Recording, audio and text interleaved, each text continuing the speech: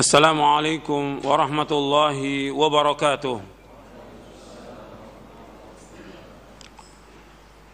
إن الحمد لله نحمده ونستعينه ونستغفره ونعوذ بالله من شرور أنفسنا ومن سيئات أعمالنا من يهده الله فلا مضل له ومن يضلل فلا هادي له أشهد أن لا إله إلا الله وحده لا شريك له وأشهد أن محمدًا عبده ورسوله يا أيها الذين آمنوا اتقوا الله حق تقاته ولا تموتن إلا وأنتم مسلمون يا أيها الناس اتقوا ربكم الذي خلقكم من نفس واحدة وخلق منها زوجها وبث منهما رجالا كثيرا ونساء واتقوا الله الذي تساءلون به والأرحام إن الله كان عليكم رقيبا يا أيها الذين آمنوا اتقوا الله وقولوا قولا سديدا يصلح لكم أعمالكم ويغفر لكم ذنوبكم ومن يطع الله ورسوله فقد فاز فوزا عظيما أما بعد فإن أصدق الحديث كتاب الله وخير الهدي هدي محمد صلى الله عليه وعلى آله وسلم وشر الأمور محدثاتها وكل محدثة بدعة وكل بدعة ضلالة وكل ضلالة في النار. Ayolah ikhwah, a'azakumullah, kepada jamaah yang hadir yang mudah-mudahan dirahmati oleh Allah Ta'ala, dan kepada kaum muslimin pemirsa TV Roja dan pendengar radio Roja yang mudah-mudahan dirahmati oleh Allah Ta'ala. Alhamdulillah, kita bersyukur kepada Allah Subhanahu wa ta'ala atas segala nikmat yang Allah karuniakan kepada kita, nikmat Islam, nikmat iman, nikmat sehat, nikmat afiat, nikmat dijauhkan oleh Allah dari berbagai macam malapetaka. Ikhwan fiddin, azakumullah, kita wajib bersyukur atas semua nikmat yang Allah karuniakan kepada kita. Dan nikmat yang Allah karuniakan kepada kita sangat banyak. Dan nikmat yang paling besar, kita diberikan hidayah di atas Islam dan sunnah. Diberikan hidayah oleh Allah di atas Islam dan sunnah. Kita ngaji, nuntut ilmu, mempelajari Al-Quran dan sunnah ala fahmi salaf, ini merupakan nikmat yang paling besar dari semua nikmat yang ada. Makanya kita wajib mensyukurinya dan kita wajib untuk mengamalkannya. Ikhwani fiddin, azakumullah, kita bandingkan nikmat ini merupakan nikmat yang besar. Kalau kita bandingkan dengan yang lain, kita bisa tahu misalnya nikmat sehat ketika kita bandingkan dengan sakit, itu terasa nikmat sehat itu nikmat yang luar biasa. Begitu juga ketika kita nggak punya sesuatu kemudian diberikan oleh Allah rezeki, kita bandingkan nikmat itu besar dibandingkan orang yang tidak punya apa-apa. Makanya seorang mukmin, seorang mukminah, dia harus wajib untuk terus bersyukur kepada Allah atas semua nikmat. Nikmat yang paling besar nikmat hidayah. Ketika kita diberikan hidayah di atas Islam dan sunnah, kita belajar Al-Quran wa sunnah al-fahmi salaf, ini nikmat yang paling besar dari semua nikmat. Ketika kita bandingkan dengan orang-orang yang tidak dapat hidayah, tidak dapat petunjuk, atau mereka mengikuti aliran-aliran yang sesat, pemahaman-pemahaman yang sesat, golongan-golongan yang sesat, seperti yang disebutkan baik dalam Al-Quran maupun dalam sunnah Nabi SAW yang sahih. Kita bersyukur di atas nikmat hidayah ini.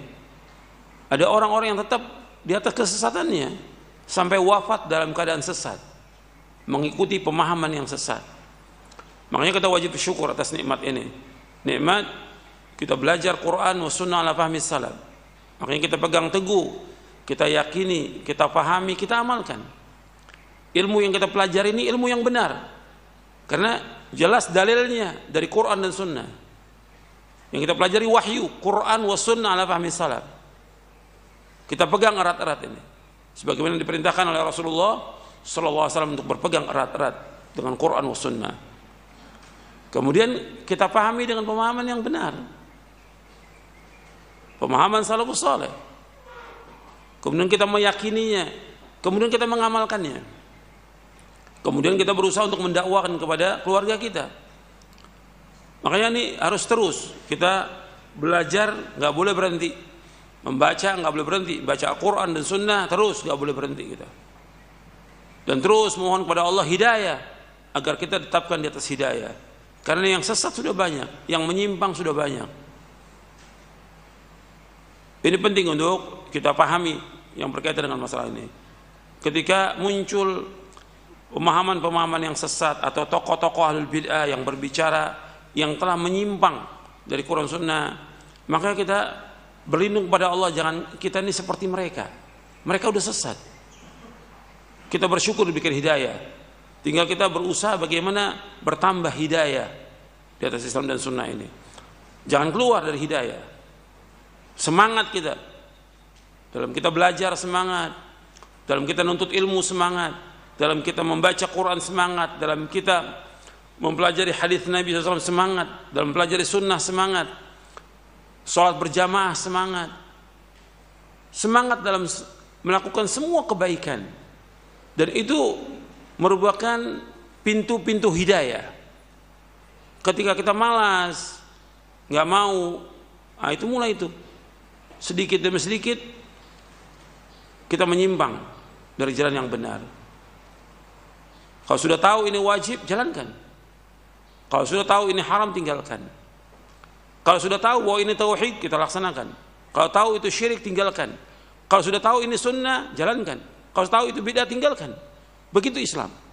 Sehingga apa? Allah akan tambah hidayah. Walladzina ihtadaw zadahum huda wa atahum taqwahum. Orang-orang yang dapat hidayah, kami tambahkan hidayah, dan kami akan berikan mereka ketakwaannya. Ditambah hidayah oleh Allah Taala. Allah sebutkan dalam surah Maryam, Allah sebutkan juga dalam surah Muhammad. Orang-orang yang beriman ditambah hidayah oleh Allah. Makanya kita harus berjalan di atas hidayah ini, di atas Quran wa sunnah. Artinya kita berjalan di bawah naungan Quran wa sunnah ala fahmi salam. Terus berjalan dan terus memohon hidayah kepada Allah. Allahumma inni as'alukal huda wat tuqa wal afaf wal ghina. Dan minta kepada Allah agar kita ditetapkan di atas hidayah, di atas agama yang hak ini. Ya muqallibal qulub, tsabbit qalbi ala dinik. Ya Allah yang membolak-balikan hati, tetapkan hatiku atas agama. Ini penting ikhwan fillah dalam kita beragama ini. Karena bukan mustahil orang yang tadinya sudah dapat hidayah kemudian dia sesat. Karena pengaruh banyak. Ya, pengaruh buku yang dia baca, pengaruh media sosial, pengaruh yang lain banyak sekali, pengaruh teman-teman yang jelek, pengaruh setan dan segala macam. Bukan mustahil orang yang terdapat hidayah kemudian dia sesat. Hidayah ini mahal, lebih mahal dari dunia dan seisinya hidayah ini. Maka kita bersyukur kepada Allah, masih ada orang yang membimbing kita di atas Islam dan Sunnah. Kita bersyukur kepada Allah dan terus berjalan di atas hidayah. Dan kalau sudah tahu ini benar, jalankan. Jangan kita malas untuk menjalankannya. Jangan kita menyimpang, udah tahu tapi kita nggak mau laksanakan. Lama-kelamaan akan sesat. Ketika orang sudah tahu ini kebenaran, nggak mau menerima kebenaran. Disampaikan dalil Quran Sunnah, nggak mau terima dalil. Dia tolak dalil itu. Sesat dia. Ketika dia sudah mulai menyimpang, Allah simpangkan hatinya. Falamma zaghu azaghallahu qulubahum. Tatkala dia sudah menyimpang dari kebenaran, Allah simpangkan hatinya, Allah biarkan dia sesat. Jadi hati-hati, ini masalah hidayah, masalah mahal. Kita harus berjalan di atas hidayah, di atas Quran wa sunnah ala fahmi salaf. Dan ini nikmat yang besar yang wajib kita syukuri. Kita ditakdirkan Allah nggak punya apa-apa, miskin papa, tapi kita belajar Quran Sunnah al-fahmi salaf, berjalan di atas hidayah. Ini kenikmatan yang luar biasa dari semua nikmat yang ada di muka bumi ini. Ini wajib kita pegang seumur hidup kita, karena ini mahal. Banyak orang-orang yang dia menyesal di akhir hayatnya. Kenapa? Tidak berjalan di atas hidayah ini. Ikhwani fiddin, azakumullah. Kita akan lanjutkan kajian kita dari Syarah Aqidah Ahlussunnah wal Jamaah. Kita masih membahas poin yang ke-24 tentang wajibnya mencintai Nabi Muhammad sallallahu alaihi wa ala alihi wasallam. Kita masih membahas poin yang ke-24, yaitu wajibnya mencintai Nabi Muhammad sallallahu alaihi wa ala alihi wasallam. Kita sudah membahas dari mulai halaman 253. Yang pertama, wajibnya mencintai dan mengagungkan Nabi Muhammad sallallahu alaihi wasallam. Kemudian kita juga sudah membahas tentang poin yang kedua, konsekuensi dan tanda-tanda cinta kepada Rasulullah sallallahu alaihi wa ala alihi wasallam. Sekarang kita masuk yang ketiga. Yang ketiga yaitu wajibnya mentaati dan menadani Rasulullah sallallahu alaihi wa ala alihi wasallam.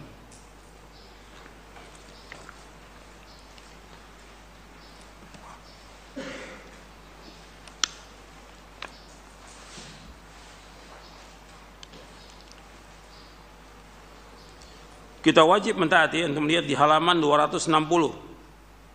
Kita sekarang bahas yang ketiga, wajibnya mentaati dan menadani Nabi Muhammad sallallahu alaihi wasallam. Kita wajib mentaati Nabi sallallahu alaihi wasallam dengan menjalankan apa yang diperintahkannya dan meninggalkan apa yang dilarangnya. Hal ini merupakan konsekuensi dari syahadat, kesaksian bahwa beliau adalah Rasulullah, yaitu utusan Allah. Dalam banyak ayat Al-Quran Allah memerintahkan kita untuk mentaati Nabi Muhammad sallallahu alaihi wasallam. Di antaranya yang diiringi dengan perintah taat kepada Allah. Sebagaimana Allah berfirman, ya ayyuhalladzina amanu atiiullaha wa atiiur rasul. Wahai orang-orang yang beriman, taatilah Allah dan taatilah Rasul, yaitu Muhammad sallallahu alaihi wasallam.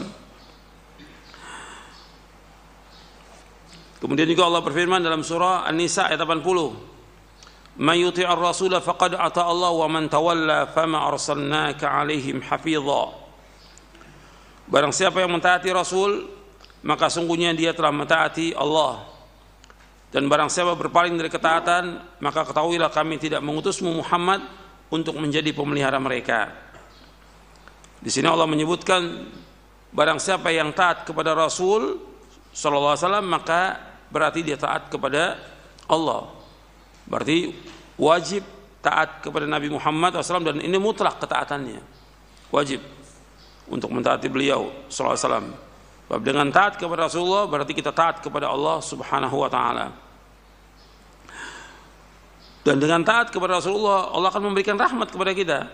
Allah berfirman dalam surah An-Nur. Kalau yang tadi, "Man yuti'ir rasula faqad ata Allah", barang siapa yang taat kepada Rasul maka dia taat kepada Allah, itu dalam surah An-Nisa ayat 80. Kemudian dalam surah An-Nur di ayat 56, "Wa ati'ur rasula la'allakum turhamun", dan taatlah kepada Rasulullah agar kamu diberikan rahmat. Arti dengan taat kepada Rasulullah maka Allah akan memberikan rahmat, dan juga taat kepada Allah dan juga taat kepada Rasulullah Allah akan memberikan hidayah. Allah juga sebutkan dalam surah An-Nur di ayat 54, "Wa in tuti'uhu tahtadu", dan seandainya kalian mentaatinya, maksud mentaati Nabi Muhammad sallallahu alaihi wasallam, maka Allah akan memberikan petunjuk. Jadi taat kepada Rasulullah SAW, Allah akan memberikan rahmat. Taat kepada Rasulullah SAW, Allah akan memberikan hidayah. Taat kepada Rasulullah SAW, Allah akan mencintai orang yang mentaatinya. Dan Allah SWT mengancam orang-orang yang mendurhakai Rasulullah SAW. Allah berfirman dalam surah An-Nur di ayat 63, "Falyahdharil ladzina yukhalifuna an amrihi an tusibahum fitnatun aw yusibahum adzabun alim." Maka hendaklah orang-orang yang menyalahi perintah Rasulullah SAW takut akan mendapatkan cobaan atau ditimpa azab yang pedih. "Falyahdharil ladzina yukhalifuna an amrihi an tusibahum fitnatun aw yusibahum adzabun alim." Hendaklah orang-orang yang menyalahi perintah Rasulnya, an amri yaitu perintah Rasulnya SAW, akan ditimpa cobaan yaitu fitnah atau ditimpa azab yang pedih. Artinya hendaknya mereka itu takut jika hatinya ditimpa fitnah kekufuran ketika orang itu tidak taat kepada perintah Rasulullah sallallahu alaihi wasallam, maka akan ditimpa kekufuran, ditimpa nifak, kemunafikan, dan juga bid'ah. atau siksa yang pedih di dunia, baik itu berupa pembunuhan, hukuman had, pemenjaraan, atau siksa lainnya yang disegerakan. Allah telah menjadikan ketaatan dan mengikuti Rasulullah SAW sebagai sebab hamba mendapatkan kecintaan Allah dan ampunan atas dosa-dosanya. Dan Allah menjadikan ketaatan kepada Nabi SAW sebagai petunjuk dan mendurhakainya sebagai satu kesesatan. Jadi taat kepada Rasulullah SAW ini mutlak. Ketika orang itu tidak taat kepada Rasulullah SAW, maka akan ditimpa fitnah atau ditimpa azab yang pedih. Dan Allah memerintahkan seperti yang sudah kita baca ayatnya dalam surah Al-Hasyr, surah 59 ayat 7, kita melihat di halaman 258, Allah berfirman, "Wa ma atakumur rasulu fakhudhu wa ma nahakum anhu fantahu wattaqullaha innallaha syadidul iqab." Apa saja yang datang kepada kamu dari Rasul, maka kamu ambil laksanakan. Yang dilarang kamu tinggalkan. Bertakwalah kepada Allah, sesungguhnya Allah itu sangat keras siksanya. Kita kembali kepada ayat ini. Ini dalam surah Al-Hasyr ayat 7. Dalam surah An-Nur ayat 63 ini disebutkan orang yang menyalahi perintah Rasulullah akan ditimpa fitnah. Ketika dia tidak taat kepada Rasulullah akan ditimpa fitnah berupa kekufuran, kenifakan, dan juga bid'ah atau siksa yang pedih di dunia, atau juga pembunuhan, atau diberikan hukuman oleh ulil amri, atau dipenjara atau yang lainnya. Ini yang berkaitan dengan fitnah ketika orang menyalahi sunnah Rasulullah SAW, atau ditimpa azab yang pedih, itu nanti di akhirat bagi orang-orang yang menyalahi sunnah Rasulullah akan ditimpa azab yang pedih. Karena ketika Allah menyebutkan tentang wajibnya kita mentaati Rasulullah SAW dan mengambil apa yang beliau bawa dan menjauhkan apa yang beliau larang, di akhirnya Allah sebutkan wattaqullaha innallaha syadidul iqab, yang tadi kita baca ayatnya dalam surah Al-Hasyr ayat 7, bertakwalah kepada Allah, Allah itu sangat keras siksanya. Berarti orang yang menyalahi Rasulullah SAW akan ditimpa azab, akan ditimpa siksa ketika dia tidak mentaati Rasulullah. Maka mentaati Rasulullah ini mutlak, wajib kita untuk mentaati Rasulullah sallallahu alaihi wa ala alihi wasallam. Ketika orang tidak mentaati Rasulullah akan ditimpa fitnah, kemunafikan, hukuman yang berat, dan yang lain banyak sekali deh ancamannya bagi orang-orang yang tidak mentaati Rasulullah SAW. Apa aja? Rasulullah menyuruh untuk mentauhidkan Allah, kita wajib mentauhidkan Allah. Rasulullah SAW memerintahkan untuk mentaati kedua orang tua, kita wajib untuk mentaati. Rasulullah memerintahkan kita untuk sholat berjamaah, wajib sholat berjamaah. Ketika dia tidak sholat berjamaah akan terkena fitnah. Wajib. Ini dalil banyak hadisnya. Wajib. Dan yang lainnya, ketika Rasulullah memerintahkan untuk berpegang kepada sunnah beliau, kita wajib untuk berpegang sunnah beliau. Ketika melanggar akan ditimpa fitnah. Dan ini untuk semuanya. Makanya kita wajib hati-hati. Jangan kita melihat atau pertimbangan orang atau manusia. Yang kita ikut dalil dari Quran dan Sunnah. Ini sering saya ulang-ulang berkali-kali. Yang kita ikut dalil, wajib mengikuti Rasulullah SAW. Kalau sudah ada dalil dari Quran dan Sunnah, ikuti dalil itu. Jangan lihat kepada perkataan manusia, jangan lihat perkataan orang, jangan lihat kepada orang banyak. Contoh kita, teladan kita adalah Rasulullah SAW. Jadi Allah mengabarkan, kita lanjutkan, Allah mengabarkan bahwa di Rasulullah SAW terdapat teladan yang baik bagi segenap umatnya. Allah berfirman dalam surah Al-Ahzab ayat 21, lihat halaman 262, laqad kana lakum fi rasulillahi uswatun hasanatun liman kana yarjullaha wal yawmal akhir wa dzakarallaha katsira. Sungguh telah ada pada diri Rasulullah SAW suri tauladan yang baik bagi kalian, bagi orang-orang yang mengharapkan rahmat Allah dan kedatangan hari kiamat, dan yang banyak mengingat Allah.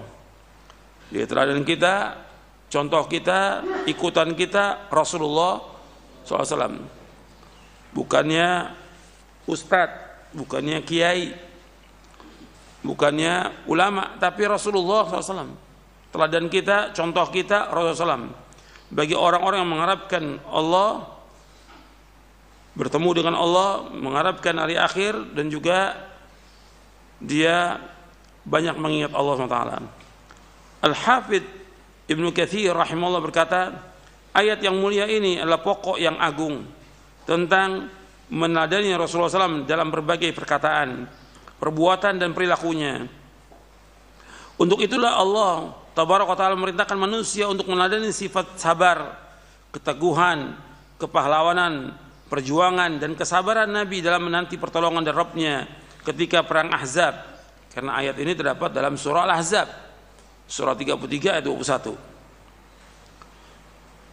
Semoga Allah senantiasa mencurahkan salawat dan salam kepada Rasulullah SAW hingga hari kiamat. Ini dalam tafsir Ibnu Katsir. Di dalam Al-Quran, Allah telah menyebutkan ketaatan kepada Rasulullah SAW dan meneladaninya sebanyak 40 kali. Artinya ini diulang-ulang tentang wajibnya taat Rasulullah. Karena jiwa manusia lebih membutuhkan untuk mengetahui apa yang Nabi SAW bawa dan mengikutinya daripada kebutuhan manusia kepada makanan dan minuman.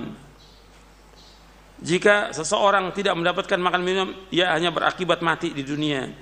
Sementara jika seorang tidak mentaati dan mengikuti Rasulullah SAW, akan mendapatkan siksa dan kesengsaraan yang abadi. Untuk lihat lagi pembahasan kita tentang iman kepada para rasul. Antum mungkin lihat, antum sudah catat dan saya sudah bacakan ketika kita membahas poin yang ke-22. Antum lihat antum. Ketika kita membahas poin yang ke-22 tentang iman kepada Rasul-Rasul Allah, saya bawakan tentang qaidah nafi'ah fi wujubil i'tisam birrisalah. Antum lihat antum, saya bawakan tentang qaidah nafi'ah fi wujubil i'tisam birrisalah. Kaidah yang bermanfaat tentang wajibnya kita berpegang kepada risalah. Yang saya bawakan dan saya bacakan dari Majmu' Fatawa Syekhul Islam Ibnu Taimiyah rahimahullah di juz yang ke-19, bahwa kebutuhan manusia kepada risalah lebih daripada kebutuhan manusia kepada makan dan minum dan semua kebutuhan yang lainnya.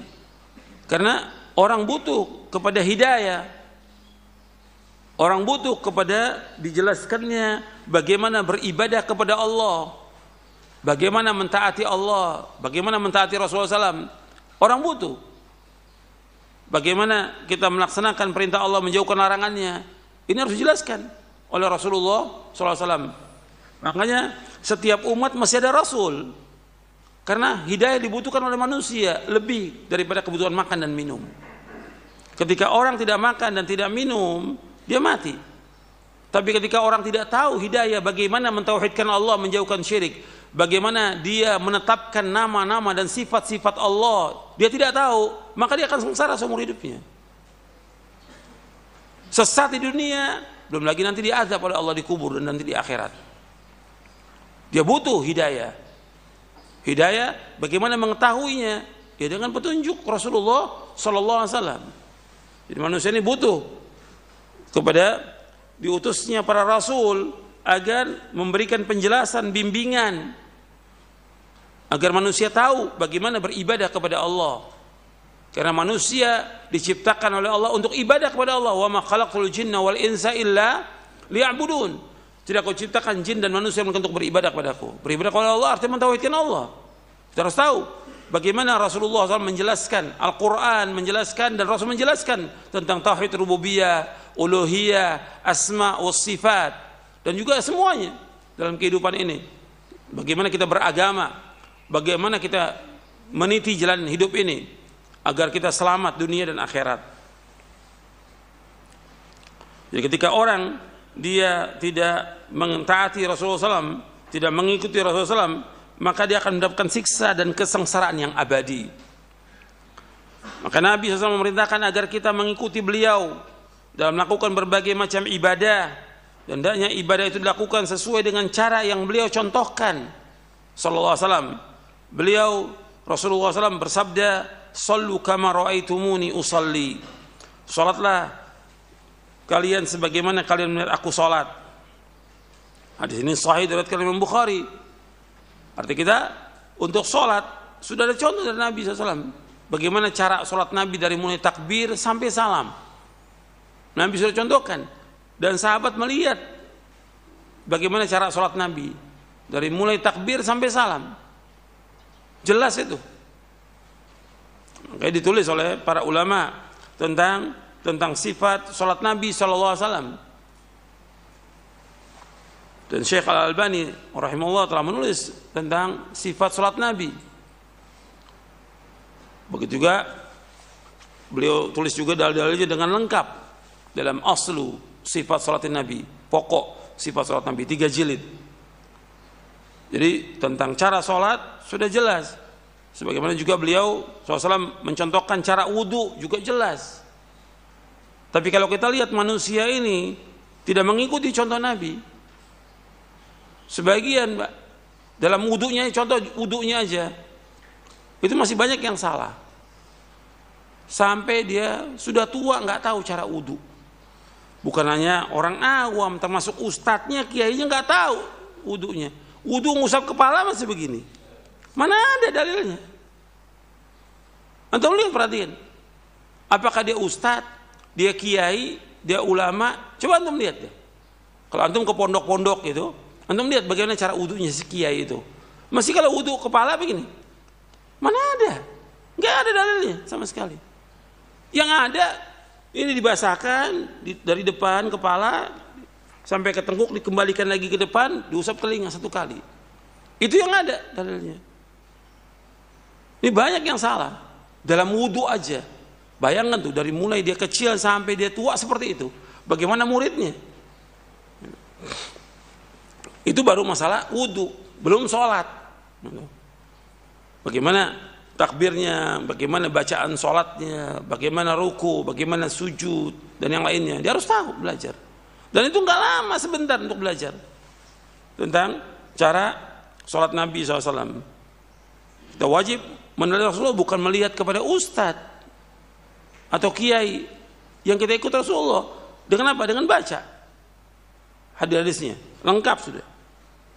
Baik itu di Sahih Bukhari, Muslim, Abu Dawud, Tirmidzi, Nasai, Ibnu Majah, Ahmad, dan yang lainnya sudah ada. Begitu juga berkaitan dengan masalah haji. Nabi bersabda SAW, "Lita'khudhu anni manasikakum." Anda akan mengambil tata cara manasik haji kalian dariku. Artinya Nabi suruh, ini hadis sahih diriwayatkan oleh Imam Muslim, disuruh untuk mengikuti tata cara manasik haji dari Rasulullah SAW. Nabi sudah contohkan. Maka Syekh Albani juga menulis tentang hajjatun Nabi kama rawaha Jabir. Haji Nabi sebagaimana diriwayatkan oleh Jabir. Waktu Nabi haji, banyak yang ikut haji bersama Nabi SAW. Kurang lebih hampir 100.000 orang dari seluruh penjuru dunia yang sudah beriman kepada Rasulullah SAW datang untuk menunaikan ibadah haji. Yang paling lengkap meriwayatkannya Jabir. Maka Syekh Albani menulis kitab yaitu Hajjatun Nabi SAW kama rawaha Jabir. Hajjatun Nabi sebagaimana diriwayatkan oleh Jabir bin Abdullah radhiyallahu anhu. Dan ini mudah. Dan Rasulullah juga bersabda SAW, "Man amila amalan laisa alaihi amruna fahuwa raddun." Barang siapa melakukan suatu amalan yang tidak ada contoh dari kami, maka amalan tertolak. Hadis ini sahih riwayat Muslim. Jadi barang siapa mengamalkan satu amalan yang enggak ada dalam urusan agama kami, enggak ada contohnya, amalan itu tertolak, enggak diterima oleh Allah Subhanahu wa taala. Dan hadis ini dibawakan dalam Arba'in An-Nawawi oleh Imam Nawawi di hadis yang kelima dari sahabat Aisyah radhiyallahu anha ummul mukminin. Nabi bersabda SAW, "Man ahdatha fi amrina hadza ma laysa minhu fahuwa radd." Barang siapa mengadakan sesuatu yang baru dalam agama kami yang kami tidak contohkan, maka tertolak. Artinya semua amalan yang Nabi nggak contohkan, semua bid'ah, semua tertolak. Maka Nabi sudah ingatkan dari awal tentang tidak bolehnya orang berbuat bid'ah. Bid'ah itu asalnya kecil, tapi lama-kelamaan besar, yang kemudian orang tidak bisa keluar dari bid'ah itu. Sesat dia. Yang mengatakan bahwa bid'ah itu sesat Rasulullah SAW. Kullu bid'atin dhalalah wa kullu dhalalatin finnar. Setiap bid'ah itu sesat, setiap kesesatan tempat neraka. Yang mengatakan adalah Rasulullah SAW. Yang pertama kali beliau mengatakan demikian. Dan terus beliau ulang-ulang. Di zaman Rasulullah tidak ada bid'ah. Tidak ada. Tapi Nabi ingatkan terus.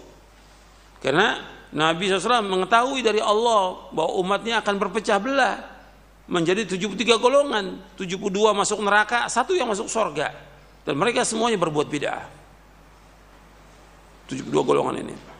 Makanya Nabi ingatkan terus tentang bid'ah ini, wajibnya kita berhati-hati. Wa iyyakum wa muhdatsatil umur fa inna kulla muhdatsatin bid'ah wa kulla bid'ah dhalalah.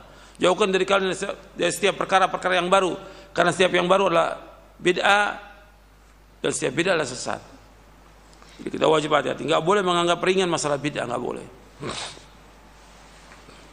Kemudian juga Nabi bersabda SAW, "Man raghiba an sunnati falaysa minni." Barang siapa yang membenci sunnahku maka ia bukan termasuk golonganku. Hadis ini riwayat Bukhari dan Muslim.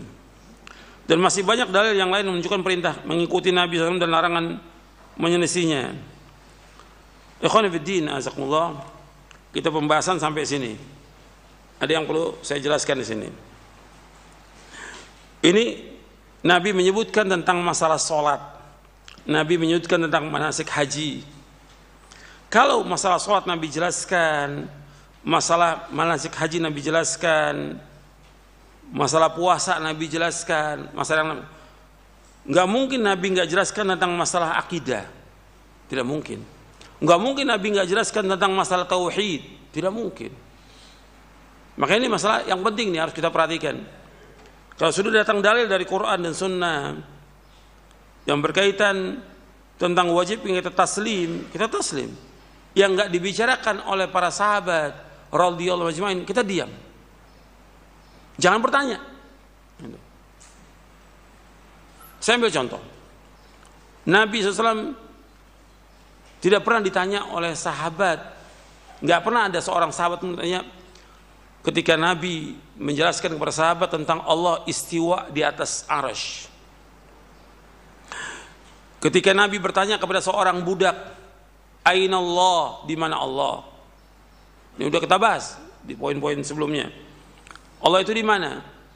Dijawab fis sama, di atas langit. Gak pernah ada yang tanya tentang bagaimana Allah, bagaimana yang lainnya. Gak pernah ada. Mereka sudah seperti itu. Gak ada yang bertanya bagaimana istiwa, tidak pernah ada. Kewajiban kita ketika Nabi sudah menyebutkan di mana Allah dan dijawab Allah di langit, kita wajib mengimani itu. Dan ini pertama kita wajib untuk taat kepada Allah. Yang kedua taat kepada Rasulullah, karena Allah menjelaskan demikian dalam Al-Quran. Amintum man fis sama, apakah kalian merasa aman dengan yang di langit? Disebutkan bahwa Allah di atas langit. Allah juga menyebutkan Ar-Rahman 'ala al-'arsy istawa. Allah istiwa di atas arsy. Kita wajib untuk menerima itu. Jangan bertanya lagi. Makanya di awal-awal kita kembali lagi kepada pembahasan di dalam kitab ini. Antum lihat di dalam kitab ini berkaitan dengan taslim. Antum lihat di halaman 45 dalam kitab ini. Bab ini penting ketika kita membahas bab yang kedua, kaidah dan prinsip Ahlus Sunnah wal Jamaah dalam mengambil dan menggunakan dalil.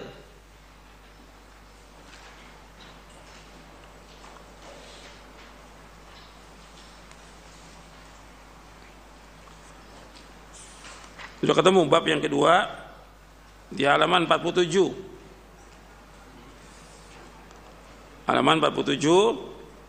Nah, di halaman 48-nya di poin yang kelima, di halaman 48 di poin yang kelima disebutkan dalam kaidah-kaidah Ahlus Sunnah dalam mengambil dalil.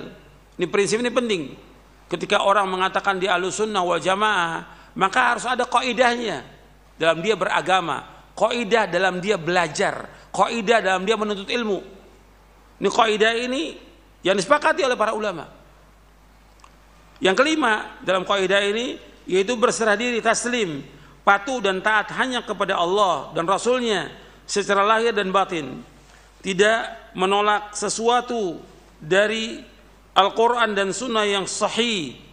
Tidak boleh menolaknya dengan kias analogi, arti dengan perbandingan.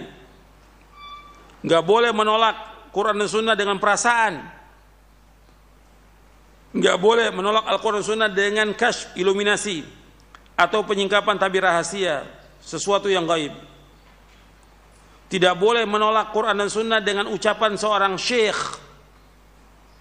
Tidak boleh menolak Quran dan Sunnah dengan pendapat imam-imam dan lainnya. Ini prinsip dalam kita beragama yang harus kita pegang seumur hidup. Ini harus diingat ini, bahwa kita wajib taslim, patuh dan taat hanya kepada Allah Rasulnya secara mutlak, lahir dan batin. Tidak boleh menolak sesuatu dari Quran dan Sunnah yang sahih. Tidak boleh ditolak dengan kias, analogi, perbandingan. Nggak boleh. Nggak boleh ditolak dengan perasaan. Nggak boleh ditolak dengan kasyf. Ini istilah dari orang-orang torekot. Penyingkapan tabir rahasia, sesuatu yang gaib. Tidak boleh menolak Quran dan Sunnah dengan perkataan seorang syekh. Tidak boleh menolak Al-Quran dan Sunnah dengan perkataan seorang imam. Kemudian antum lihat lagi penjelasannya di halaman 57 dari buku ini, Syarah Aqidah Ahlussunnah wal Jamaah. Penjelasan kaidah yang kelima dijelaskan oleh Imam Muhammad bin Syihab Az-Zuhri rahimahullah yang wafat tahun 124 Hijriah. Beliau berkata, minallahi ar-risalah wa 'ala rasuli al-balagh wa 'alaina taslim. Allah yang menganugerahkan risalah, yaitu mengutus para rasul alaihi wassalam dan mengutus Nabi Muhammad sallallahu alaihi wasallam. Wa 'ala rasul al-balagh, dan kewajiban rasul menyampaikan risalah. Dan ini sudah disampaikan semuanya. Quran dan Sunnah sudah disampaikan oleh Nabi Muhammad SAW. Sudah sempurna agama ini. Maka Allah berfirman, al-yauma akmaltu lakum dinakum wa atmamtu alaikum ni'mati wa raditu lakumul islam madina. Pada hari ini aku sempurnakan bagimu agamamu. Aku telah cukupkan nikmatku atasmu dan aku ridho Islam menjadi agama bagimu. Dalam surah Al-Maidah, surah yang kelima ayat 3. Sudah sampaikan semuanya, nggak ada yang disembunyikan, sama sekali nggak ada. Kemudian wa alaina taslim, dan kewajiban kita lah untuk tunduk dan taat. Ini perkataan ini diriwayatkan Imam Bukhari dalam kitab Tauhid di Sahih Bukhari. Nanti Anda bisa lihat dalam Fathul Bari di juz yang ke-13 di halaman 503. Jadi kewajiban, perhatikan, dilanjutkan halaman 58-nya. Kewajiban seorang muslim adalah tunduk dan taslim secara sempurna, serta tunduk kepada perintah Rasulullah SAW, menerima berita yang datang dari beliau SAW dengan penerimaan yang penuh dengan pembenaran. Tidak boleh menentang apa yang datang dari Allah dan Rasulnya dengan perkataan yang batil atau hal-hal yang syubhat atau ragu-ragu, dan tidak boleh dipertentangan dengan perkataan seorang pun dari manusia. Penyerahan diri, tunduk patuh dan taat kepada perintah Allah dan Rasulnya merupakan kewajiban seorang muslim. Taat kepada Allah dan Rasulnya adalah mutlak. Taat kepada Rasulullah SAW berarti taat kepada Allah subhanahu wa ta'ala. Allah azza wa jalla berfirman, man yuti'ir rasula faqad ata Allah wa man tawalla fama arsalnaka alaihim hafidha. Barang siapa yang mentaati Rasul, yaitu Muhammad SAW, maka sungguhnya ia telah mentaati Allah. Dan barang siapa berpaling dari ketaatan, maka ketahuilah kami tidak mengutusmu Muhammad untuk menjadi pemelihara mereka. Surah An-Nisa ayat 80. Allah juga berfirman dalam surah An-Nisa ayat 65. Allah berfirman, fala warabbika la yu'minun hatta yuhakkimuka fima shajara bainahum thumma la yajidu fi anfusihim harajan mimma qadaita wa yusallimu taslima. Maka demi Rabbmu, mereka belum dikatakan beriman sampai mereka menjadikan engkau Muhammad SAW sebagai hakim dalam perkara yang mereka perselisihkan di antara mereka. Kemudian mereka tidak ada rasa berat dalam hati mereka terhadap apa yang kau putuskan, dan mereka menerima dengan sepenuhnya. Di sini kewajiban untuk menjadikan Nabi Muhammad SAW sebagai hakim ketika terjadi masalah dalam kita beragama ini. Ketika ada masalah yang diperselisihkan, maka dijadikan Muhammad sebagai hakim. Kemudian setelah diputuskan, nggak boleh ada rasa haraj, rasa benci, rasa kesal, rasa berat, nggak boleh. Yang ketiga, wajib taslim, tunduk dan patuh. Kalau enggak demikian, enggak dikatakan beriman. Kalau tidak ada tiga ini, tidak dikatakan beriman. Kemudian Allah berfirman lagi dalam surah An-Nur ayat 51. Allah berfirman, "Innama kana qaulal mu'minina idza du'u ila Allah wa rasulihi liyahkuma bainahum ay yaqulu sami'na wa ata'na wa ulaika humul muflihun." Hanya ucapan orang-orang mukmin yang apabila mereka diajak kepada Allah Rasulnya agar Rasul memutuskan perkara di antara mereka, mereka berkata, kami mendengar dan kami taat. Dan mereka itulah orang yang beruntung. Jadi ketika ada dalil dari Quran dan Sunnah, sami'na wa ata'na, jangan dibantah. Ketika orang membantah dalil itu, atau dia menolak dengan perasaan atau dengan perkataan seorang ustadz atau syekh atau yang lain, pasti sesat dia. Pasti sesat. Lebih jelas lagi di ayat selanjutnya, di surah Al-Ahzab ayat 36. Allah berfirman, "Wa ma kana lil mu'minin wala mu'minatin idza qada Allahu wa rasuluhu amran ay yakuna lahumul khiyaratu min amrihim wa may ya'sillaha wa rasulahu faqad dhalla dhalalan mubina." Dan tidak patut bagi laki-laki yang mukmin dan perempuan yang mukmin apabila Allah Rasulnya telah menetapkan suatu ketetapan, tidak ada pilihan yang lain bagi mereka tentang urusan mereka. Dan barang siapa yang mendurhakai Allah Rasulnya, maka sungguh ia telah tersesat dengan kesesatan yang nyata. Arti ketika dia menolak apa yang Allah dan Rasulnya sudah putuskan, dia pilih yang lain menurut pikirannya atau perasaannya, menurut dia baik, berarti dia durhaka pada Allah Rasulnya. Durhaka. Kalau udah durhaka, maka dia sesat. Dan kesesatan dari ahlul bidah ya di sini diantaranya. Dalil sudah ada jelas, dia nggak mau ikut dalil, dia cari jalan yang lain. Seperti tadi, sudah jelas Allah menyebutkan Ar-Rahman alal arsy istawa. Allah istiwa di atas arsy. Jelas nasnya, 7 ayat dalam Al-Quran. Allah juga menyebutkan bahwa Allah di atas langit, di atas arsy. Bahkan semua kalimat di atas. Artinya semua kalimat ini dibawa ke atas. Ilaihi yas'adul kalimut thayyib wal 'amalus shalih yarfa'u. Semua kalimat itu dan amal soleh diangkat ke langit. Kalau diangkat ke langit berarti Allah di mana? Di atas. Ini dalil semuanya, ratusan dalil. Bahkan dikatakan Ibnu Qayyim 2000 dalil. Masih dikatakan, oh maksudnya begini, istiwa itu begini maksudnya. Bukan di atas, tidak dalam alam, tidak di luar alam. Tidak. Lantas di mana? Bahwa kalau kita katakan di atas, di aras berarti Allah butuh tempat. Yang mengatakan itu kan manusia. Sekarang kita wajib menetapkan Allah di atas, wajib ditetapkan. Ketika dia tidak menetapkan, berarti dia membantah. Yang dibantah oleh dia apa ini? Dalil dari Quran Sunnah. Sesat atau tidak? Sesat, pasti sesat sudah. Ini jelas loh, nas ini. Bukan perkataan saya, dalil ini. Allah mengatakan Allah di atas aras, jelas dalilnya, masih bingung. Wajib imani, selesai sudah. Para sahabat mengimani. Dan gak ada yang tanya bagaimana Allah istiwa, tidak ada yang tanya. Makanya ketika di zaman Imam Malik ada yang bertanya, di zaman tabi'ut tabi'in, abad kedua, dari zaman Rasul gak ada yang tanya bagaimana istiwa. Atau orang-orang Baduy dari gunung, maksudnya istiwa bagaimana, gak ada yang tanya sama sekali pada Nabi SAW. Maka ketika Imam Malik ditanya, Imam Malik diam sampai keluar keringat. Belum pernah ada yang bertanya. Ketika ditanya Ar-Rahman kaifal istiwa, bagaimana istiwa? Dijawab oleh Imam Malik rahimahullah, al-istiwa'u ma'lumun wal kaif majhulun wal imanu bihi wajib was su'alu anhu bid'ah. Istiwa itu sudah diketahui tentang maknanya dalam bahasa Arab. Orang sudah tahu istiwa. Wal kaifiyah, tentang kaifiatnya enggak ada yang tahu kaifiatnya. Karena zat Allah enggak ada yang tahu tentang kaifiatnya, begitu juga tentang sifat Allah enggak ada yang tahu tentang kaifiatnya. Kemudian wal imanu bi wajib, mengimani wajib. Was su'alu anhu bid'ah, dan menanyakan tentang masalah bid'ah.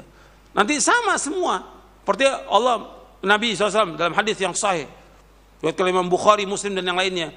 Allah turun ke langit dunia ketika tinggal sepertiga malam. Wajib kita tetapkan. Kenapa? Rasulullah yang menetapkan demikian. Ini adab kepada Rasulullah.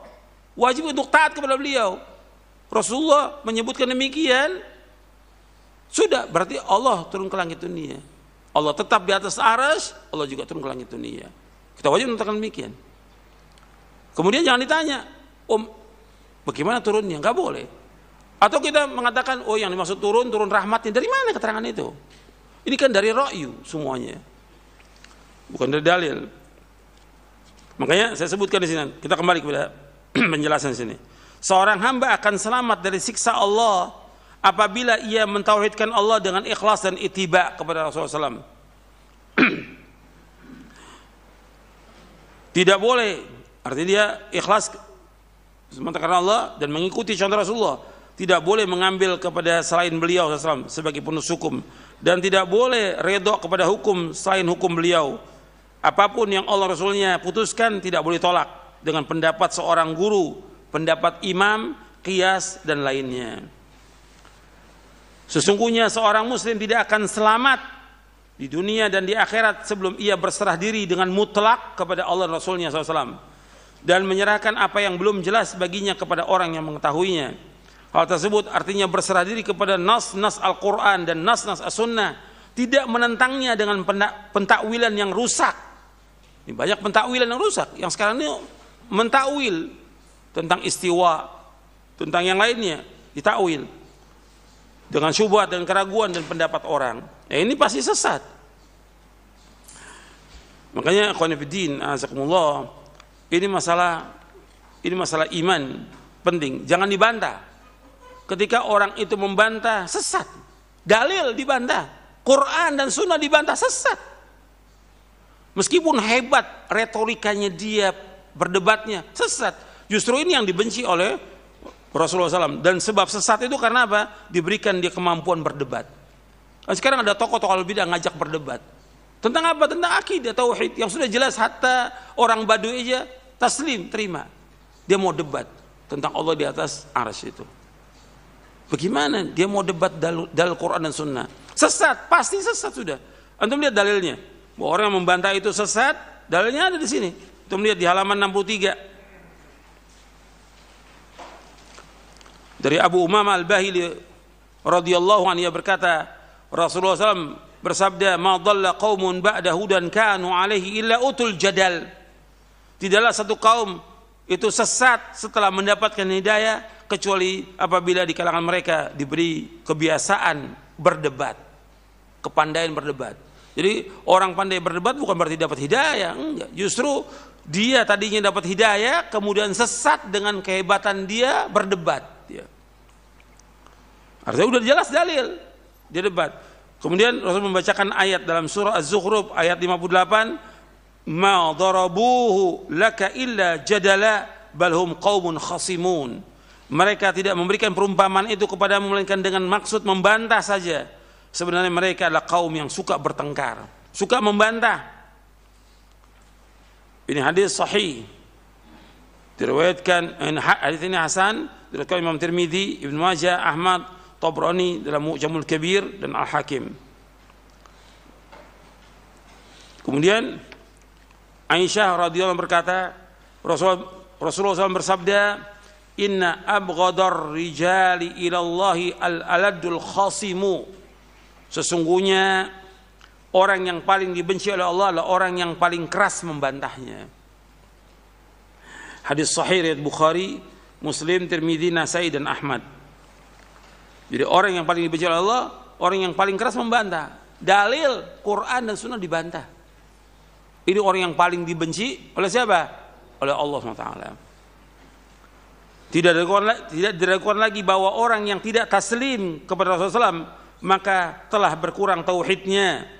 Orang yang berkata dengan ra'yunya, logikanya, hawa nafsunya atau taklid kepada orang yang punya ra'yu dan mengikuti hawa nafsu tanpa petunjuk dari Allah, maka berkuranglah tauhidnya menurut kadar jauhnya ia dari ajaran Islam yang dibawa oleh Rasulullah SAW. Sesungguhnya ia telah menjadikan sesembahan selain Allah. Berkurang sesat orang itu. Allah berfirman dalam surah Al-Jathiyah surah 45 ayat 23, afara'aita man ittakhadha ilahahu hawahu wa adallahu Allah la ilmin wa khatama ala sam'ihi wa qalbihi wa ja'ala li basarihi ghishawatan fama yahdi min ba'dillah afala tadhakkarun. Maka pernahkah kamu melihat orang yang menjadikan hawa nafsunya sebagai tuhannya? Tidakkah engkau perhatikan tentang orang yang menjadikan hawa nafsunya sebagai tuhannya dan Allah membiarkan dia sesat dengan sepengetahuannya, dan Allah telah mengunci pendengaran dan hatinya serta meletakkan tutup atas penglihatannya, maka siapakah yang mampu memberi petunjuk setelah Allah membiarkannya sesat? Mengapa kamu tidak mengambil pelajaran? Artinya tidakkah engkau perhatikan tentang orang yang menjadikan hawa nafsunya sebagai Tuhan? Hawa nafsunya sebagai Tuhan. Kemudian Allah membiarkan sesat dengan pengetahuannya. Sebagian mufassir menafsirkan bahwa Allah sesatkan dia dengan dasar pengetahuan Allah, sesatkan dia. Yang kedua, wa adallahu ala ilmin, artinya Allah sesatkan dia dengan dasar ilmunya yang dia pelajari itu. Jadi bukan mustahil ada orang yang belajar puluhan tahun mendapatkan gelar doktor atau profesor, kemudian dia sesat dengan ilmunya itu. Bukan mustahil, sesat dia. Wa adallahu Allah ala ilmin. Wa adallahu Allah ala ilmin. Allah sesatkan dia dengan dasar ilmunya. Kemudian Allah kunci pendengarannya, hatinya. Allah jadikan di penglihatannya penutup. Enggak ada lagi yang bisa menunjuki dia orang itu. Dan ini banyak dari zaman dahulu orang yang sesat. Dia sudah tahu dalil, dia nggak mau terima dalil, kemudian sesat. Dia merasa hebat dengan ilmunya. Dia merasa bangga dengan ilmunya, sehingga dia sesat. Merasa hebat dia. Pada hakikatnya orang merasa hebat dengan ilmunya, pada hakikatnya mengikuti apa? Hawa nafsu. Menjadikan hawa nafsunya sebagai apa? Tuhan. Allah sesatkan. Makanya ketika orang diajak pada Quran dan Sunnah tidak mau taat, pada hakikatnya kata Allah dia mengikuti hawa nafsu. Allah sebutkan dalam surah Al-Qasas. Untuk melihat. Jadi ada orang yang sudah dikasih dalil, diingatkan dengan dalil, tapi tetap dia tidak mau. Berarti dia mengikuti hawa nafsunya. Kalau dia mengikuti hawa nafsu, sesat atau tidak? Pasti sesat. Pasti sesat. Di surah Al-Qasas, surah 28 ayat 50. Allah berfirman, "Fa illam yastajibu laka fa'lam annama yattabi'una ahwa'ahum wa man adallu mimman ittaba hawa bighairi hudan minallah innallaha la yahdil qaumal zalimin." Apabila mereka tidak memenuhi panggilanmu, tidak taat kepada Rasulullah SAW, ketahuilah sesungguhnya mereka mengikuti hawa nafsu mereka. Dan tidak ada orang yang paling sesat melainkan orang yang mengikuti hawa nafsunya tanpa petunjuk dari Allah. Sesungguhnya Allah tidak menunjuki orang-orang yang zalim. Sampai sini jelas. Ya, satu lagi saya mau bawakan. Tidak ada di buku Syarah Aqidah Al-Sunnah. Ikhwani fi din, azakumullah. Ini berkaitan dengan taat kepada Allah, taat kepada Rasulullah. Ini berkaitan dengan adab. Masalah adab masalah penting dalam agama ini. Maka para ulama dulu belajar adab dulu baru belajar ilmu. Adab ini penting.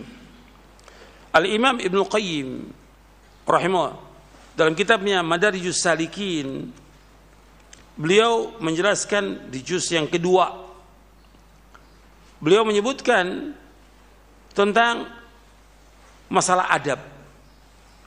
Beliau menjelaskan wal adabu thalathatu anwa'. Adab itu ada 3 macam. Adabun ma'allah subhanahu, wa adabun ma'a rasulihi wa syar'i, wa adabun ma'a khalqihi. Yang pertama adab kepada Allah subhanahu wa ta'ala. Yang kedua adab kepada Rasulnya SAW dan syariatnya. Yang ketiga adab kepada makhluknya. Dan kemudian ketika beliau Ibnu Qayyim rahimahullah menjelaskan tentang ta'riful adab, wal adabu huwa dinu kulluhu. Adab ini merupakan agama, seluruhnya agama. Karena bagaimana adab kepada Allah? Ya adab kepada Allah dijelaskan Ibnu Qayyim, wala yastaqimu Annal adab ma Allah tabaraka wa ta'ala huwal qiyamu bidinihi wa ta'adub bi adabihi zahiran wa batinan. Wa la yastaqimu li ahadin qat al adab ma Allah illa bi thalathati asya. Dijelaskan bahwa adab kepada Allah yaitu melaksanakan agamanya dan beradab dengan adabnya lahir dan batin. Tidaklah lurus agama seseorang kecuali dia beradab kepada Allah dengan 3 perkara.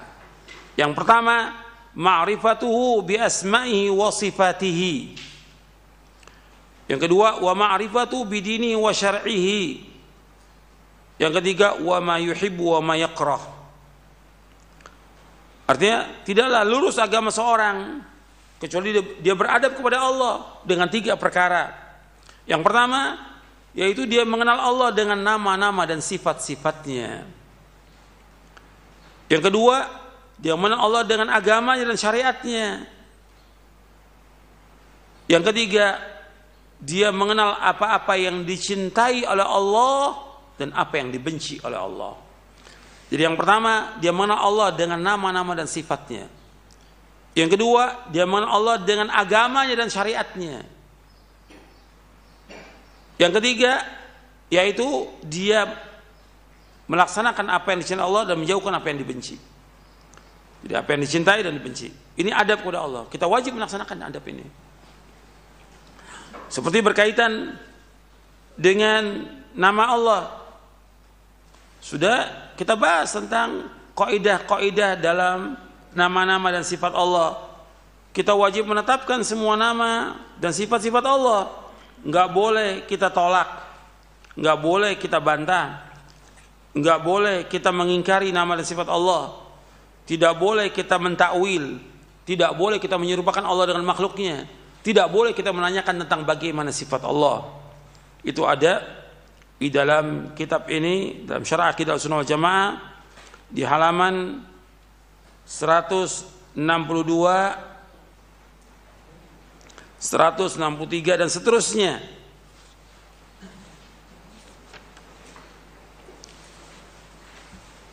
Artinya kita wajib mengimani nama-nama sifat Allah dengan menetapkan apa yang telah Allah tetapkan atas dirinya dan telah ditetapkan oleh Rasulullah SAW bagi Allah, tanpa tahrif, tanpa menyelewengkan dari makna yang sebenar kepada makna yang lain, tanpa ta'til, artinya tidak boleh kita mengingkarinya, tanpa takyif, tidak boleh kita menanyakan tentang bagaimana sifat Allah, dan tanpa tamtsil, tidak boleh kita menyerupakan Allah dengan makhluknya, karena Allah tidak sama dengan makhluknya. Laisa kamitslihi syai'un wa huwas samiul basir.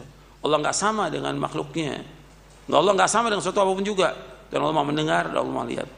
Kita wajib menetapkan, dengan kita menetapkan Allah seperti Allah istiwa, kita wajib menetapkan Allah istiwa, tapi istiwanya Allah tidak sama dengan istiwanya makhluk. Allah menyebutkan bahwa Allah punya wajah. Wa yabqa wajhu rabbika dzul jalali wal ikram. Akan tetap wajah Allah yang maha mulia, yang maha mulia wajah Allah. Kita wajib tetapkan, tapi bagaimananya nggak boleh. Menanyakan tentang bagaimana nggak boleh, menyamakan dengan makhluknya nggak boleh. Tapi kita wajib apa? Menetapkan.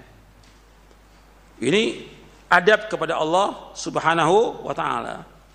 Kita menetapkan tanpa kita menyerupakan, dan kita menyucikan tanpa kita mengingkari. Menetapkan semua sifat-sifat Allah dan menafikan persamaan sifat Allah dengan makhluknya. Laisa kamitslihi syai'un wa huwas samiul basir. Tidak ada satupun yang serupa dengan Allah, dan Allah itu Maha mendengar dan Allah Maha melihat. Ini adab kepada Allah. Berkaitan dengan apa? Dengan nama-nama dan sifat. Sama adab kepada Allah juga berkaitan dengan tauhid uluhiyah. Kita wajib untuk berdoa, meminta hanya kepada Allah. Ketika orang dia berdoa kepada kuburan, meminta kepada makhluk, dia tidak punya adab kepada Allah. Di sini dia menyekutukan Allah dengan siapa? Dengan makhluknya. Enggak punya adab orang ini kepada Allah. Dan seterusnya nanti berkaitan dengan ini. Ini panjang pembahasannya. Makanya Allah menyebutkan dalam Al-Quran, wa ma qadarullaha haqqa qadrihi.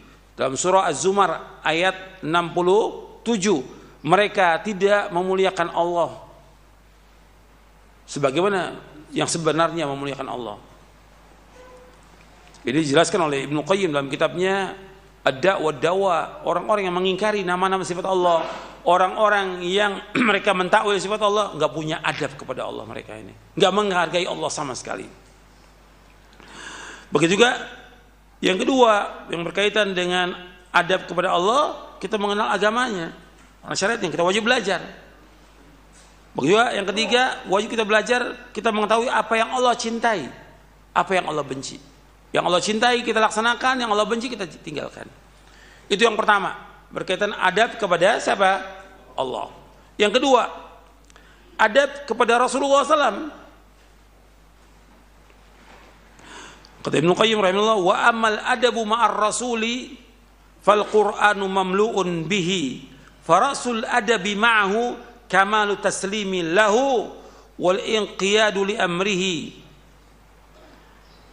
wa talaqa khabarahu bil qabuli wa tasdiqi duna ay yahmilahu mu'arratu khayalin batil yusammihi ma'qulan aw yahmiluhu syubhatan aw syakkan aw yuqaddimu ali ara' ar-rijal wa zubalati adhanihim fayuwahhiduhu bit tahkim wa taslim wal inqiyadi wal id'an. Kata Imam Ibnu Qayyim rahimahullah dalam kitabnya Madarijus Salikin di juz yang kedua. Yang kedua, adab kepada Rasul. Al-Quran penuh dengan adab. Pokok adab kepada Rasul yaitu kesempurnaan, taslim, tunduk kita, taat kita kepada siapa? Kepada Rasulullah. Tunduk dan taat kita kepada perintahnya dan menerima sunnahnya beliau dengan penerimaan dan membenarkan. Kewajiban kita ketika datang dalil dari Quran dan Sunnah, kewajiban apa? Kita terima, membenarkan. Wa ma atakumur rasulu fakhudhu wa ma nahakum anhu fantahu wattaqullaha inna syadidal iqab. Terima. Membenarkan semuanya kalau datang dari Nabi. Seperti disebutkan, aina Allah, di mana Allah? Dijawab oleh budak itu, di atas langit. Ada di buku ini pembahasannya. Di atas langit. Terima. Hadis yang sahih riwayat Muslim dan yang lainnya. Kita wajib untuk terima. Nggak boleh kita membawa itu, menolaknya dengan khayalan yang batil. Yang dikatakan ini makul menurut akal. Atau dibawa kepada syubhat atau syak. Atau mendahulukan pendapat orang daripada dalil. Atau juga kotoran dari pemikiran mereka. Kita wajib untuk mentauhidkannya dengan apa? Dengan kita taslim kepada Rasulullah sallallahu alaihi wasallam. Terima, tunduk dan patuh kepada beliau. Makanya kemudian Ibnu Qayyim mengatakan, sungguh aku telah satu hari aku pernah berbicara kepada tokoh-tokoh ini, tokoh-tokoh ahlul bidah di zaman Ibnu Qayyim. Banyak tokoh ahlul bidah dari kalangan Syiah, dari kalangan Qadariyah, Murji'ah, Asy'ariyah. Yang paling banyak zaman itu apa? Asy'ariyah, Maturidiyah, banyak zaman itu. Pernah aku berbicara kepada mereka. Aku bertanya, ya, laqad khatabtu yawman ba'da akabiri haula.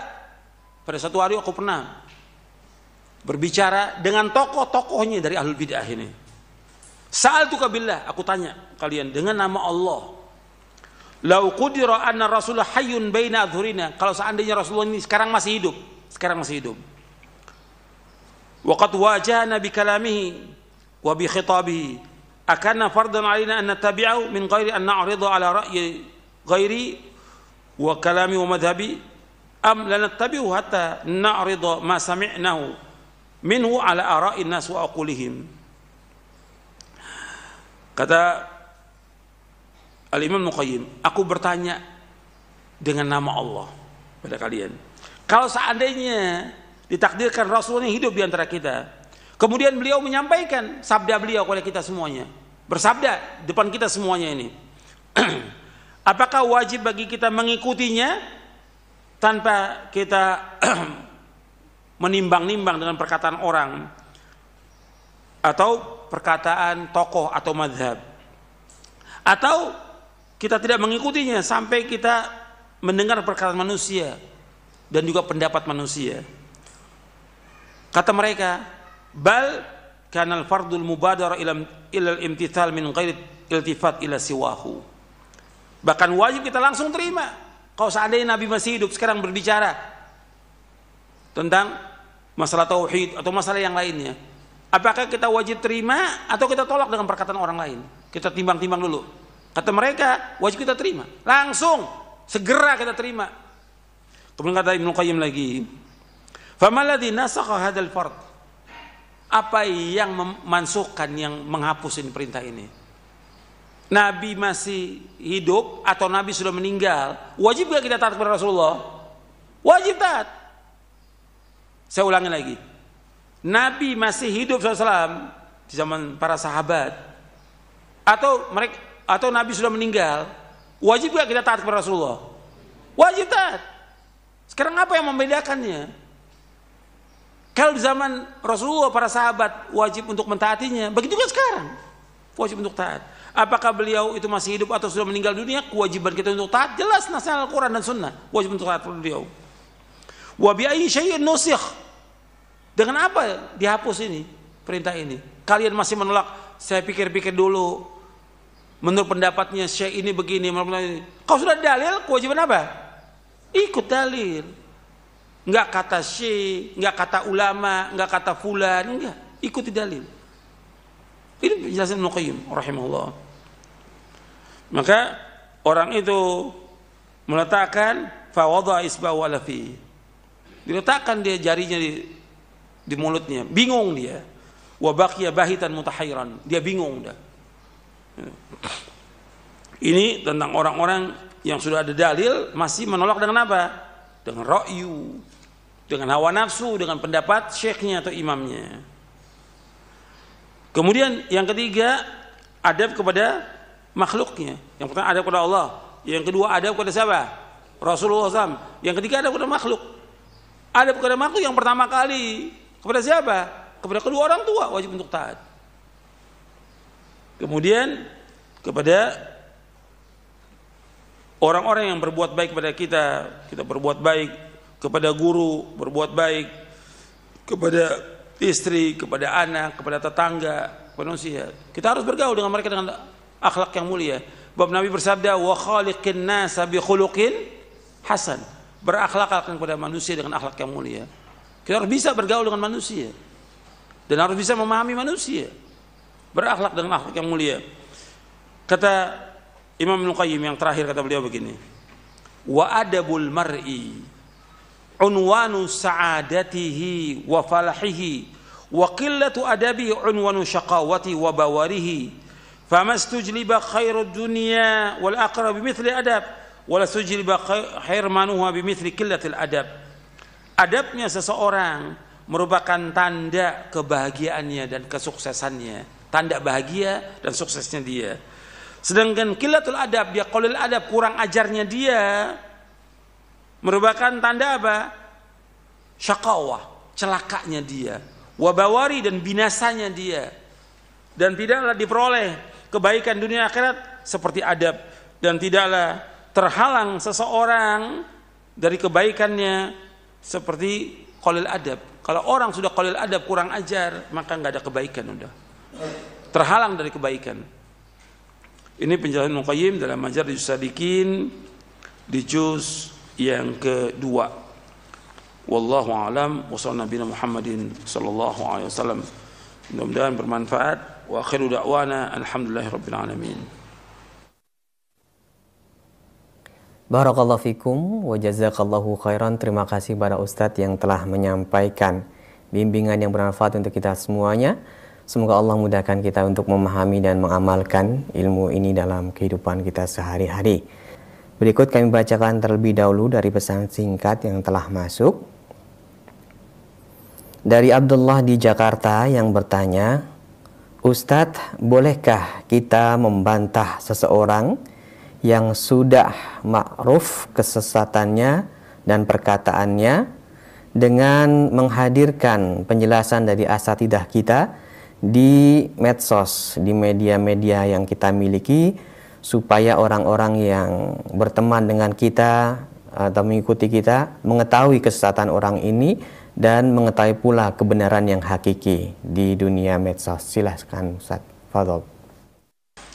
Alhamdulillah wassalatu wassalamu Rasulullah. Pertanyaannya bagus. Artinya boleh atau tidak ketika ada tokoh-tokoh al-bidah itu dia berbicara yang jelas menyimpang, sesat, boleh nggak untuk kita bantah? Boleh. Tapi dakwah ini yang paling penting, yang asas, ya mengajak manusia kepada ilmu yang benar, kepada Quran wa sunnah ala fahmi salaf. Itu yang pertama, itu dakwah, mengajak. Nah, ketika ada orang yang sesat dan memang menyesatkan manusia yang harus dibantah, boleh. Karena Allah menyebutkannya. Antum lihat di akhir surah An-Nahl, Allah berfirman, "Ud'u ila sabili rabbika bil hikmati wal mau'izatil hasanah wajadilhum billati hiya ahsan." Dalam surah An-Nahl Allah berfirman dalam surah An-Nahl, "Ud'u ila sabili rabbik." Artinya ajaklah manusia ini ke jalan Allah. Artinya dia disuruh untuk mengajak manusia ke jalan Allah. Kemudian setelah itu wal mau'izah, dengan hikmah, artinya mengajak manusia ke jalan Allah dengan hikmah, artinya dengan dalil dari Quran dan Sunnah. Wal mau'izah hasanah, dan juga dengan nasihat yang baik. Wajadilhum billati ahsan, dan debatlah mereka, bantahlah mereka dengan cara yang lebih baik. Dengan cara yang lebih baik apa? Ya bantah dengan dalil, bukan dengan ra'yu, dengan dalil dari Quran dan Sunnah. Inna rabbaka huwa aliman dhalla an sabili wa huwal muhtadin.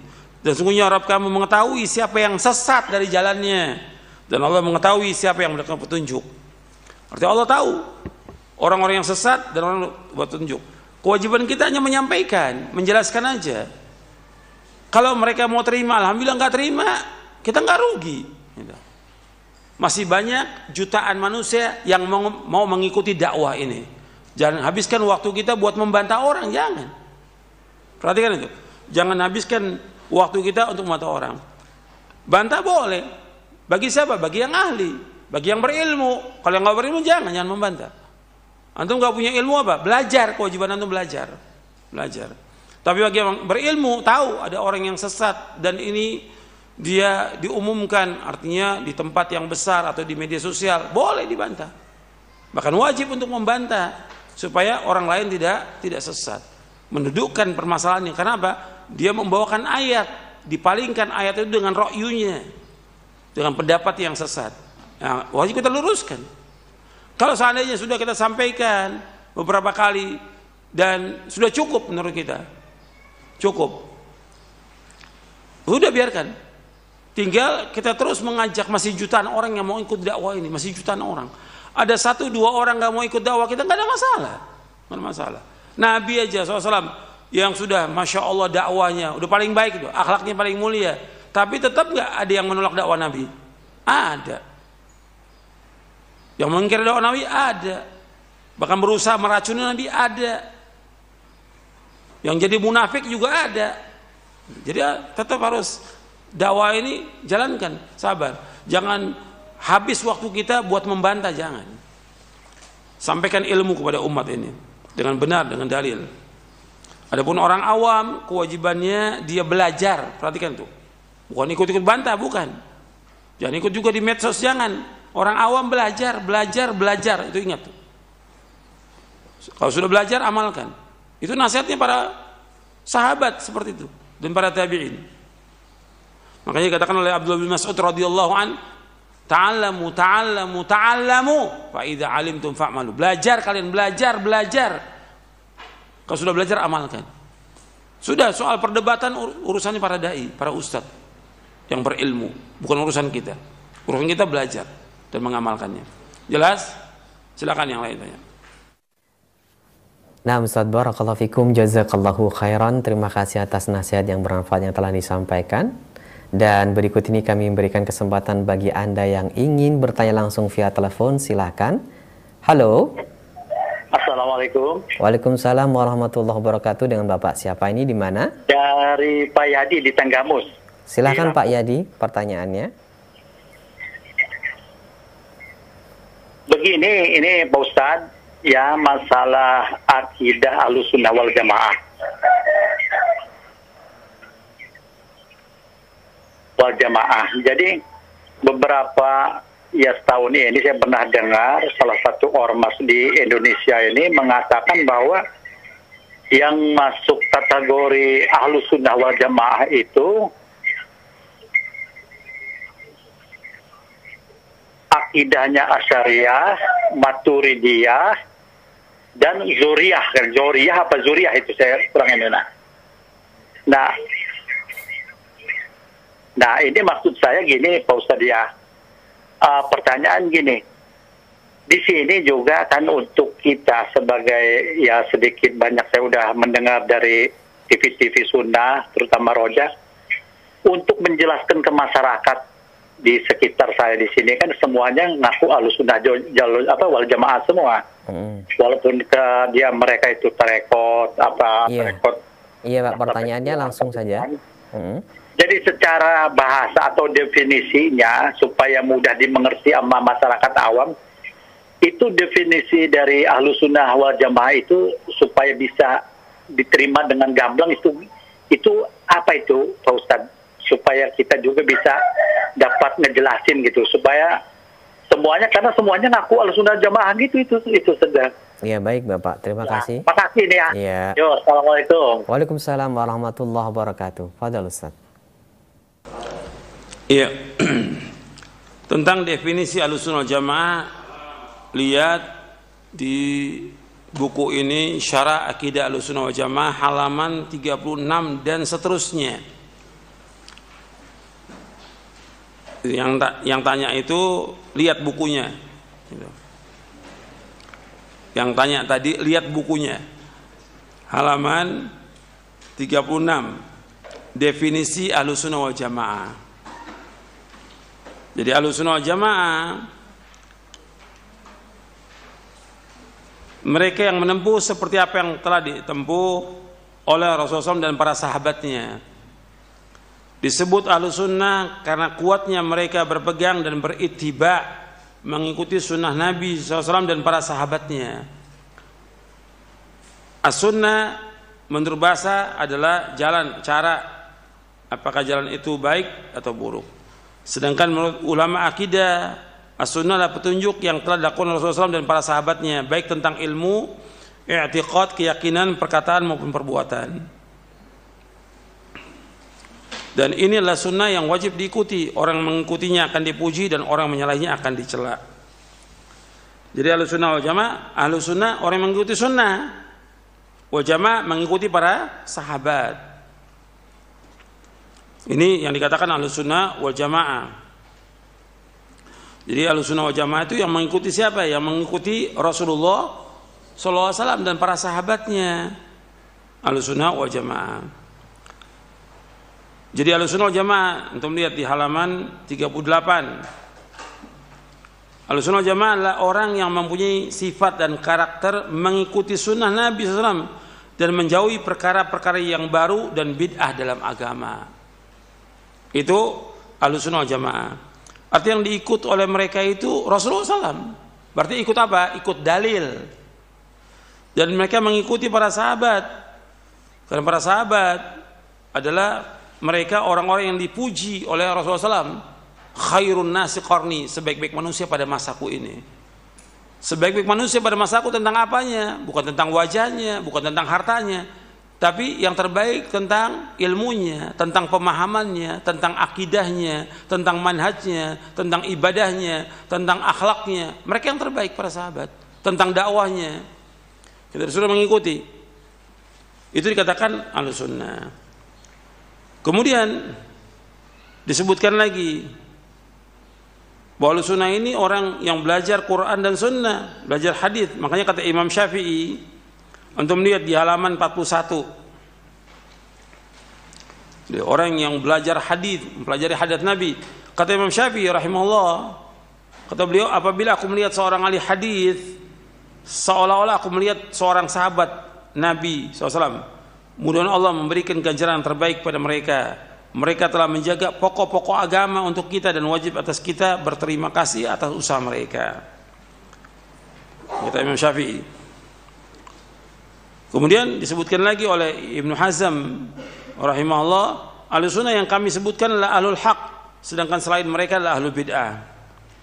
Karena sungguhnya Ahlus Sunnah adalah para sahabat dan setiap orang yang mengikuti manhaj mereka dari para tabi'in yang terpilih, kemudian ashabul hadis dan yang mengikuti mereka dari ahli fikih dari setiap generasi sampai pada masa kita ini, serta orang-orang awam yang mengikuti mereka baik di timur maupun di barat. Ini dalam kitabnya Al-Fisal fil Milal wal Ahwa wan Nihal. Jadi kapan munculnya Ahlus Sunnah?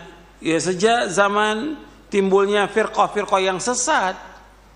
Sudah dibedakan itu antara Ahlus Sunnah dengan Ahlul Bid'ah. Dulu nggak dibedakan karena belum timbul firqah yang sesat. Ketika sudah mulai timbul firqah Khawarij, firqah Syiah, firqah Qadariyah, firqah Jahmiyah, Murji'ah dan yang lainnya, baru kemudian dibedakan antara Ahlus Sunnah dengan Ahlul Bid'ah. Tadinya nggak ada seperti itu. Makanya dulu orang membawakan hadis langsung diterima. Tapi ketika timbul firqah-firqah sesat, sammu lana rijalakum, sebutkan nama-nama rawi-rawi kamu. Fayunzur ila sunnah fayukhadhu hadisum, dilihat kepada sunnah diambil hadisnya. Wa yunzur ila bidah fala yukhadhu hadisum, kemudian dilihat kepada bidah enggak diambil hadisnya. Kemudian istilah sunnah ini sudah ada sejak para ulama salaf. Antum lihat di halaman 42 dan seterusnya.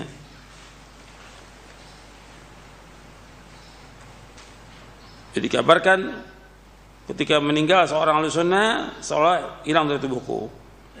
Aku wasiatkan kepada kalian untuk berpegang kepada ahli sunnah, karena ahli sunnah itu ghuraba asing, alangkah sedikitnya ahli sunnah wal jamaah. Ini perkataan Imam Sufyan Ats-Tsauri yang wafat tahun 161 Hijriah. Dan seterusnya itu bisa lihat itu tentang hakikat daripada ahli sunnah. Kemudian apa yang disebutkan tentang Asy'ariyah, Maturidiyah dan lainnya, itu disebutkan oleh para ulama tidak termasuk dari ahli sunnah. Karena apa? Karena berbeda dengan pemahaman Ahlussunnah. Sekarang kita ambil contoh tokohnya Asy'ariyah siapa?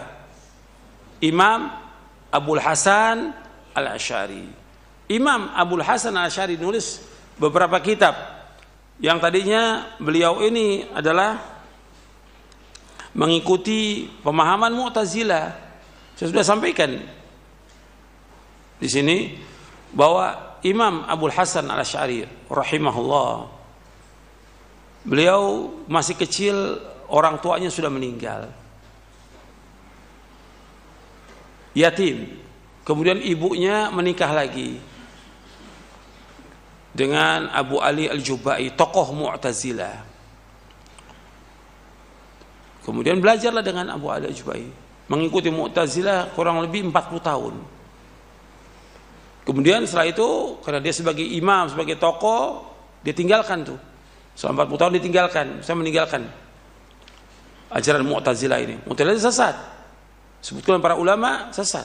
Termasuk juga oleh Imam Abul Hasan Asy'ari. Kemudian dia mengikuti pemahaman Kullabiyah yang menetapkan berapa sifat, mentakwil sifat-sifat yang lainnya. Kemudian beliau terakhir kembali kepada Ahlus Sunnah, maka beliau menulis kitab namanya Al-Ibana an Usulid Diyana. Beliau juga kitab Maqalat Al-Islamiyin. Beliau juga menulis kitab Ar-Risalah ila Ahli Thaghar. Beliau wafat tahun 324 Hijriah. Imam Abul Hasan Asy'ari menjelaskan tentang wajibnya kita menetapkan nama-nama dan sifat-sifat Allah. Dan beliau juga menetapkan tentang istiwanya Allah di atas, menetapkan Al-Quran kalamullah dan yang lainnya banyak. Itu bisa dibaca kitab Al-Ibana an Usulid Diyana. Adapun kemudian orang-orang yang menisbatkan kepada Asy'ariyah, Imam Abul Hasan berlepas dari mereka. Mereka menisbatkan Asy'ariyah, pada hakikatnya mereka dalam masalah tauhid uluhiyah berbuat syirik. Dalam masalah wasiat mereka mentakwil. Abul Hasan tidak mentakwil. Jadi udah beda itu antara Asy'ariyah dengan Abul Hasan Al-Asy'ari. Dan masih banyak lagi penjelasan para ulama tentang masalah ini. Panjang pembahasannya. Saya pikir cukup sampai di sini kajian kita. Mudah-mudahan bermanfaat. Dan kurang lebihnya saya mohon maaf. Wassalamualaikum warahmatullahi wabarakatuh. Subhanakallahumma bihamdik, asyhadu an la ilaha illa anta astaghfiruka wa atubu ilaik. Assalamualaikum warahmatullahi wabarakatuh.